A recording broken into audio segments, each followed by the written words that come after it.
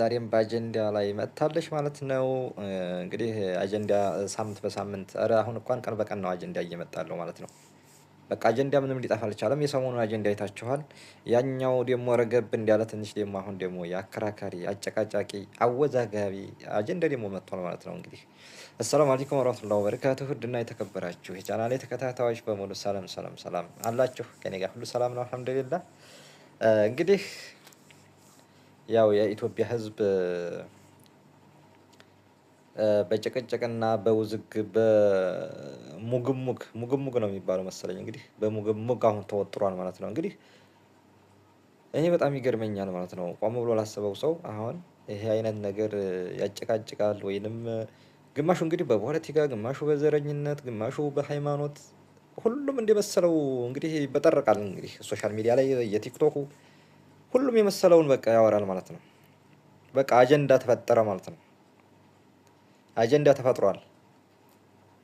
እንግዲህ ቴዲ አፍሮ ወደፊት ሊዘፍን ነው ተብሎ አሁን እንግዲህ ምን እንደሚዘፍን እንግዲህ አልታወቀም። ለምን አይለፈልፍም? ስለሱ አሁን ምን አገባን? ዛሬ አይደለም የጀመረው አይደል እንደሱ። ስለዚህ እሱን ሙርካዝ አድርጋችሁ ስለ ፖለቲካ ስለ ዘረኝነት የማይቀባጠር ነገር የለም። እኔ በጣም ይገርመኛል ማለት ነው። ኧረ ተው ኧረ ተው ኧረ ተው ኧረ ተው ኧረ ተው እንኑርበት። ለምን ራሳችሁን ችላችሁ እዛው ማለት ስለ ፖለቲካ ችግር የለውም፣ ግን ስለ ሌላ ነገር እየገባችሁ ሁላችሁም እንትን ባትሉ ደስ ይለኛል ብዬ አስባለሁ ማለት ነው። ሰው ዛሬ አልፎን ሂዷል ማለት ነው። ሰው ዓለም አልፎን ሂዷል። እኛ ግን እዝቹ ሰፈር ለሰፈር እየሄድን እንርመጠመጣለን ማለት ነው።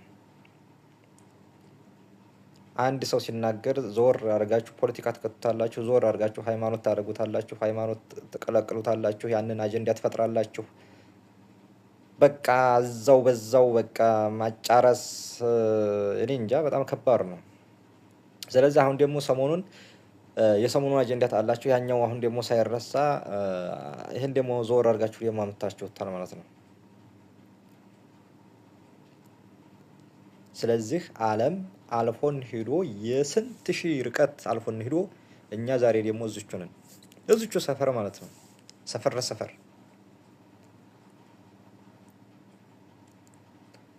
ገና ምን እንደሚል ራሱ ሳይታወቅ ሰው ይጣላል እንዴ? ሰው ሌላ ነገር ይገባል እንዴ?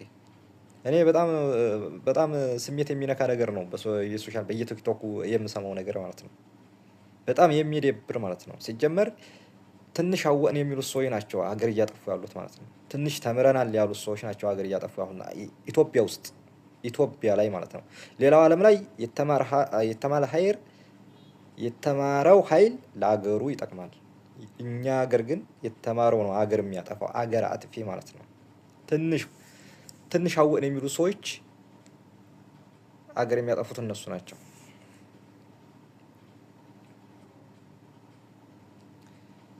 እንግዲህ ዓለም ዛሬ ያለበትን ሁኔታ ታያላችሁ። በምርምር በጥናት በቴክኖሎጂ ውድድር ላይ ናቸው ማለት ነው የሌሎች ሀገር። እኛ ግን ምንም የተማሩትን ስተዋቸው ራሱ አስተሳሰባቸው እውነት ይሄ ሰው እንግዲህ አንድ ሰው ተምሯል ብላችሁ አስባችሁ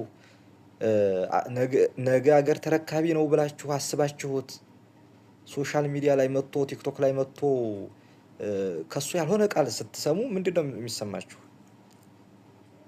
ምን ይሰማችኋል?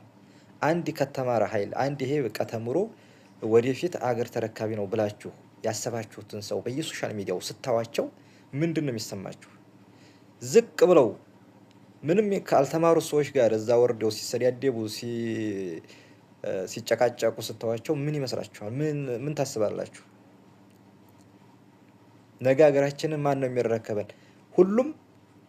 ሁሉም በቃ ትንሽ እንትን ታለ በቃ ሶሻል ገብቶ ስለ ዘረኝነት ስለ ፖለቲካ ስለ ሃይማኖት ለምን አንከባበርም? ግን ለምን ተከባብረን ለኢትዮጵያ ሕዝብ የሚጠቅመውን ነገር ለምን እንደዚህ አንወያይም? ለምን እንደዚህ አንጨቃጨቅም? በሚጠቅም ነገር ላይ ስለዚህ ለታዘበው ሰው በጣም እኔ በጣም የሚያሳፍር ነገር ነው ማለት ነው። እባካችሁ እባካችሁ እንደው ተምረናል የምትሉ ሰዎች እንደው ሀገር አታጥፉ፣ ብልሹ አትሆኑ ማለት ነው። እኔ እውነቴን ነው፣ ብልሹ አትሆኑ። እናቃለን የምትሉ ገበሬው ምንም የማያውቀው ምስኪን እኮ ሀገር አይረብሽም፣ ስለ ሀገር ውድቀት አይመኝም፣ ብዙ ነገር ማለት ነው። እነሱ እኮ አሁን ምንም ሲጀመር አሁን ጠቅላይ ሚኒስትራቸው ማን ነው ቢሏቸው የማያውቁ ሰዎች አሉ። አሁን እነሱ ናቸው አብዛኛው አሁን በእናንተ ጦስ እየተጎዱ ያሉት ማለት ነው።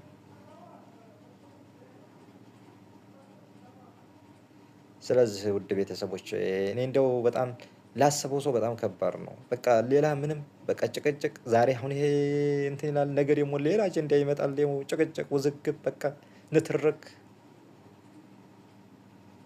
ለምን የሚጠቅም ነገር ለምን ለሀገራችን የሚጠቅም ለምን ለህዝባችን ለሚጠቅም ነገር እንደዛ አንተባበርም? ግን ለምን አንድ ሆነን ለሚጠቅም ነገር በቃ ቴክኖሎጂ በቃ ዓለም የሚያውን ዓለም የሚሰራውን ነገር ለምን ወደዛ ትግላችን ለምን ወደዛ አያደርግም?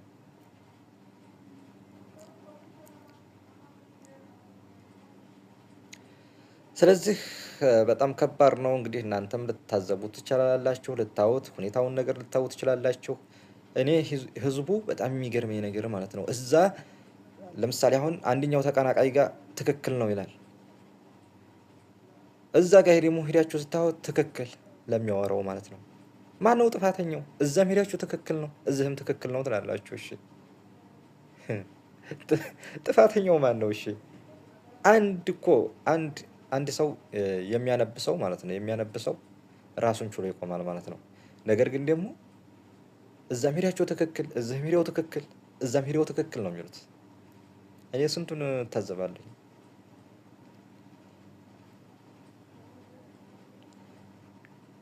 ለማንኛውም እንዲያው ወደፊት ምን አይነት ቀጣይ ትውልድ ወዴት እየሄደ እንደው አላቅም።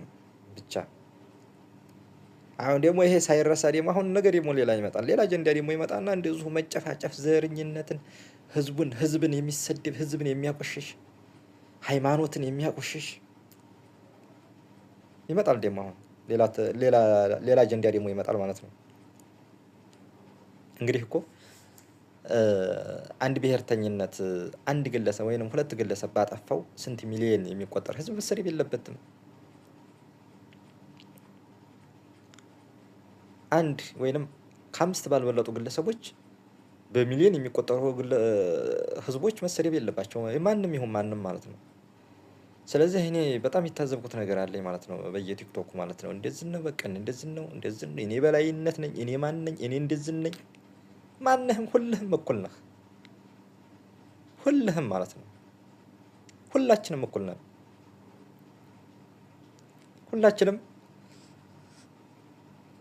አንድ ነን። ከሌ የሚበልጥበት ከሌ ከሚያንስበት ማንም ነገር የለም ማለት ነው። ስለዚህ ዋናው መስማማቱና ተከባብሮ መኖሩ ነው የሚያዋጣን እንጂ እንደዚህ ተሆኖ ምንም የትም አንደርስም፣ የትም አንደርስም።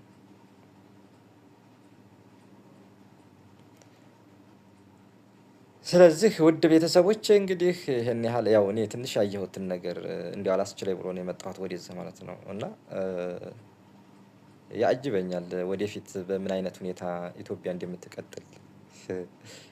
ኢትዮጵያ በዚህ ሁኔታ የተማሩ ህዝቦች ትንሽ እውነቴን ነው የተማሩ ግለሰቦች የተባሉት ህዝብ መጥተው ምንም ከማያውቅ እረኛ ጋር እንደዚህ ወርደው ሲጨቃጨቁ ወርደው ራሳቸውን ዝቅ አድርገው እንትን ሲሉ በጣም ያጅበኛል፣ በጣም ይገርማል ማለት ነው።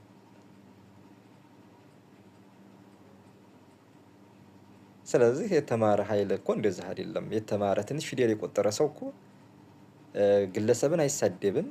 ከግለሰብ አልፎ ደግሞ ብዙውን ህዝብ አይሳደብም።